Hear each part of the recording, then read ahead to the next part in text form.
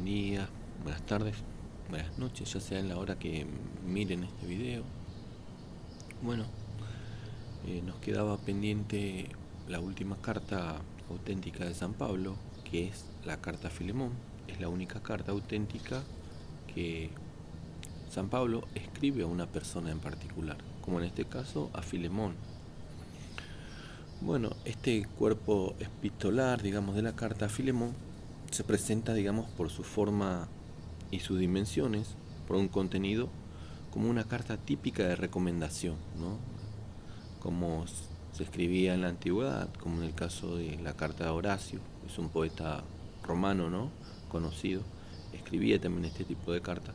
Ofrece, digamos, una parodia espiritual, ponele, de este género literario, y de este modo pone, digamos, de manifiesto sus elementos constitutivos. Una persona que goza de un cierto prestigio hace valer, digamos, sus cualidades que le permiten intervenir ante una autoridad, interceder, digamos, ante ella en favor de un protegido al que elogia o defiende. En nuestra carta, digamos, Pablo se dirige a Filemón, que se ve que es una persona de buena posición, Filemón, el cual, digamos, le debe su conversión al cristianismo. O sea, Filemón se convierte por medio de San Pablo al cristianismo, que aparece en Filemón 19.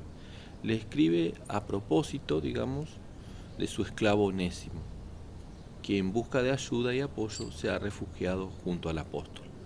O sea, el motivo de la carta es que Onésimo, que era el esclavo de Filemón, va a pedirle ayuda a San Pablo para que interceda por él, para que Filemón de alguna manera lo vuelva a tomar en su casa y lo perdone. Algo pasó ahí entre Filemón y su esclavo Onésimo, el cual tuvo que interceder a través de esta carta San Pablo. La presentación, digamos, el cuerpo de la carta es el clásico de una carta de recomendación, como veníamos diciendo, el formulario epistolar, digamos, que rodea, y el contenido de su comunicación que establece son los de las grandes cartas apostólicas. Los firmantes de la carta son Pablo y Timoteo, aparece en Filipenses 1.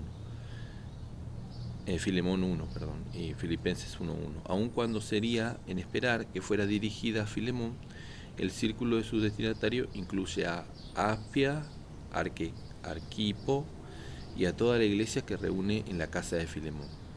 Filemón 1.2.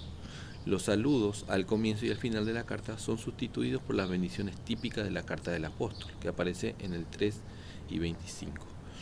Todo un grupo de colaboradores se asocia a este último: Epafras, su compañero de cautiverio, y Marcos, Aristarco, Damas, Lucas, sus colaboradores, ¿no? Todo esto es lo que aparece en la carta. Vamos a ver un poco la estructura general de la carta.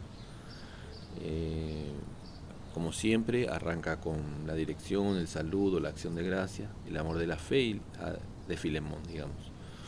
Después, la primera parte es que son las peticiones del apóstol, iría del 8 al 21, que sería del versículo 8 al 21, ¿no? La autoridad del apóstol, que aparecería ahí, el beneficiario de la petición, Onésimo, la sugerencia del apóstol, que Filemón envía a Onésimo junto a él, la petición del apóstol, que Filemón reciba a Onésimo como un hermano.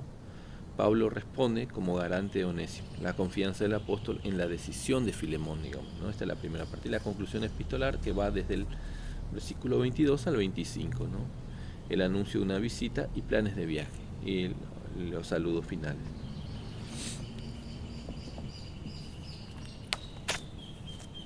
Bueno, el escenario, ¿no?, donde se da la estrategia argumentativa, digamos, de la carta consiste en oponer entre sí tres jerarquías, ¿no? Tres jerarquías que va a aparecer en la carta, que organizan las relaciones entre Filemón, Pablo y Onésimo.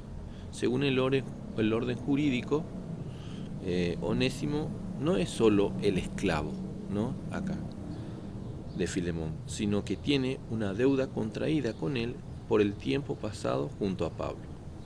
Por lo que respecta a Pablo, está en principio al mismo nivel que Filemón, pero es corresponsable de la ausencia de Onésimo.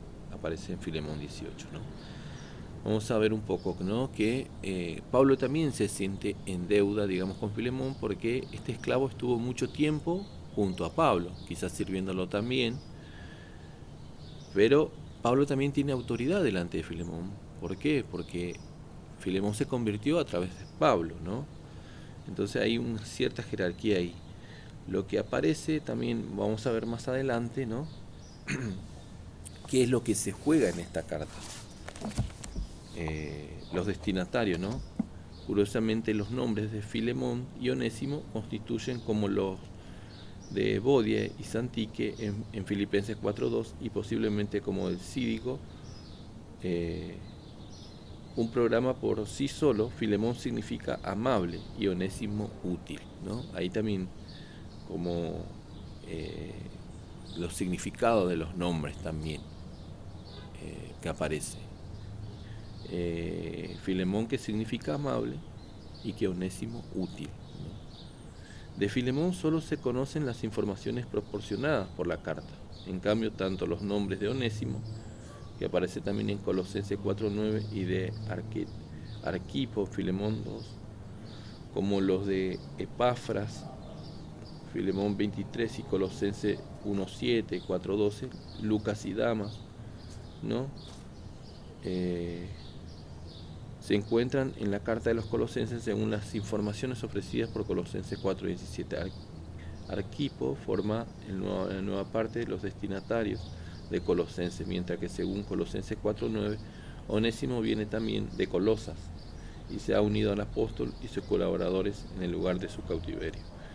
Estos siguen siendo una gran parte los mismos que estaban de su lado durante la redacción de Filemón, ¿no? Como que de los datos de Filemón no aparece ya casi en otras cartas, pero sí los demás personajes que se nombran, ¿no?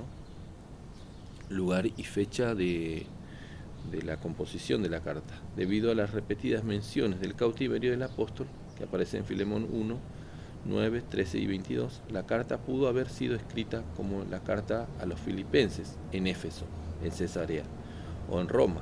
La tradición manuscrita aboga por Roma. Pero la proximidad geográfica necesaria para que Onésimo pueda ir a buscar refugio junto a Pablo sin dificultad hace que Éfeso sea más plausible, digamos. Filemón data pues probablemente de la estancia del apóstol en Asia entre los años 51 y 52 o 54 y 55. La tradición se nos cuenta que esta carta pudo haberse escrito desde Roma. Pero ¿qué pasa? Roma quedaba muy lejos para que Onésimo se traslade tranquilo para ir a pedirle ayuda a San Pablo. Entonces está más la posibilidad de que esta carta haya sido escrita desde Éfeso, por la proximidad y porque este esclavo pudo ir tranquilo y volver tranquilo, ¿no? A pedirle ayuda a San Pablo. Así que bueno, casa cristiana y esclavitud, ¿no? Este es el tema que aparece. La petición de la carta, centrada en el reconocimiento fraterno de Onésimo por parte de Filemón y de la liberación del esclavo, es coherente con los principios paulinos, que en Gálatas 3:28, según el cual no hay en Cristo ni judío ni griego, ni esclavo ni libre, ni varón ni mujer. La comunidad que vive bajo el señorío del crucificado se distingue del mundo que lo rodea por el hecho de que en ella las diferencias son constatadas y nombradas, pero cada uno es reconocido y amado como persona independiente de su estatus y de sus cualidades. Lo que acá Pablo le está pidiendo también a Filemón, que ya no lo reciba como un esclavo, sino que lo reciba como un hermano, porque Onésimo también se convirtió al cristianismo.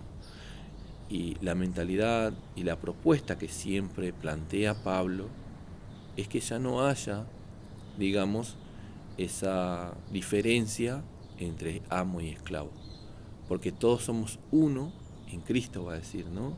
Eso lo escribió en Gálatas. Y esto también confirma que es una carta verdadera, porque acá está el pensamiento verdadero de San Pablo, ¿no? que no haya diferencia entre varón y mujer, que no haya diferencia entre amo y esclavo, ¿no? Entre griegos y judíos, ¿no? De que si no, en Cristo somos todos iguales. Y que en las cartas posteriores, que son las cartas, digamos, que no escribió San Pablo, vamos a notar muy bien que esas cartas van a decir: ustedes esclavos, sométanse a su amo; mujeres, sométanse a su marido. Ya nos damos cuenta que no es el pensamiento de San Pablo.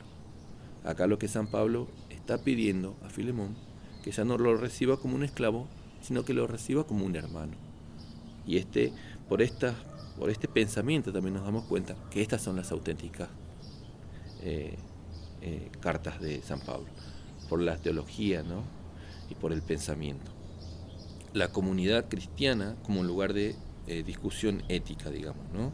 Los autores de la carta son Pablo y Timoteo, pero también indirectamente aparece Epafras, Marco, Aristarco, Demas y Lucas. Y el círculo de destinatarios engloba alrededor de Filemón a Apia, Arquipo y toda la iglesia que se reúne en su casa. Esta doble ampliación de círculo de los autores y de los lectores no es sorprendente en sí, por el contrario, es característica del género de la carta apostólica, y como San Pablo la inventó, digamos. La relación de Filemón con Onésimo no es un asunto privado, sino que implica un reconocimiento que define la autoridad de la iglesia cristiana como cuerpo y como lugar del señorío de Cristo. Así que bueno, a grandes rasgos, en esto consiste la carta, ¿no? Que Pablo envía esta carta para que Filemón pueda volver a recibir al que era su esclavo, pero que ya no lo reciba como un esclavo, sino como un hermano. Parece que hubo algún problema entre Filemón y Onésimo, que es el esclavo, ¿no? Entonces por eso le va y le pide ayuda a San Pablo. No sé si este esclavo le robó o no se sabe bien por qué, porque en las cartas no se explica, pero se ve que por medio de la intervención de San Pablo